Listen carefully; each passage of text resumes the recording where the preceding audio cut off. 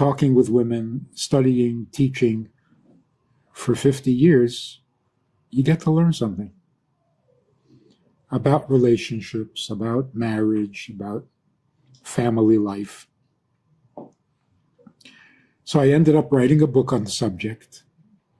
Doesn't anyone blush anymore in relationships?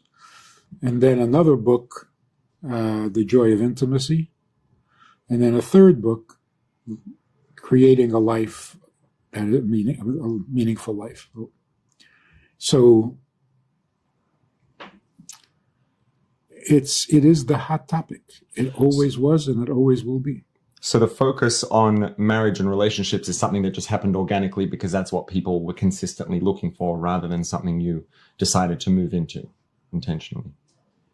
And if any area in life needs wisdom and Torah guidance, right, it's this minefield called relationships. And maybe now more than ever. Now more than ever. So last time we sat down with you and had a conversation about relationships and marriage, one of the video clips that was taken from that conversation went viral. It's 9 million plus views now. And there was obviously a flood of questions that came in response to that clip. And you've been talking about this, like you said, for decades, for a half a century.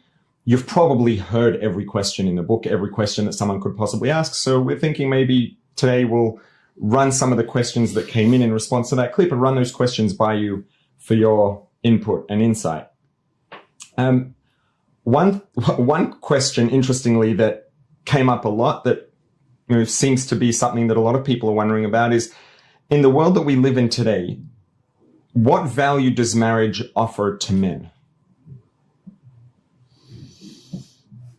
It might be argued that men gain more from marriage than women.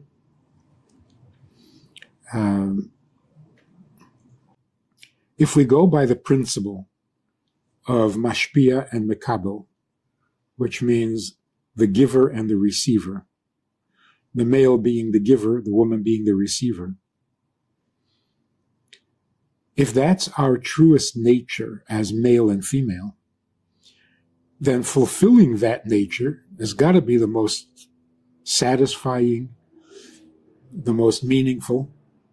If that's the, let's say, the primary value, or the value that marriage offers, or that the greatest point of value perhaps that marriage offers to men, which it sounds like what you're saying is that men have an inherent natural need to provide, and then marriage gives them that context and framework in which they can provide for someone who's important to them and someone that they want to provide for. It sounds like really what marriage is almost is the complete natural state of being, rather than something that's offering a specific point of value. I guess this is exactly what it says in the Torah, that God created the first human being, both male and female. They were like two sides of a coin, like Siamese twins sharing a common spine. And then God divides them, separates them, and tells them to get married so that they can become one. That tells us a lot. Number one, purpose of marriage is to go back to our original nature before we got separated. We usually think the separation was an improvement because it's a little weird to think of back-to-back, male-female, like, what is that? So we think the operation was a vast improvement. And in some way it was, but it's not the natural state. The natural state is that a human being should be male and female. The reason God separated us is so that the oneness can be a matter of choice,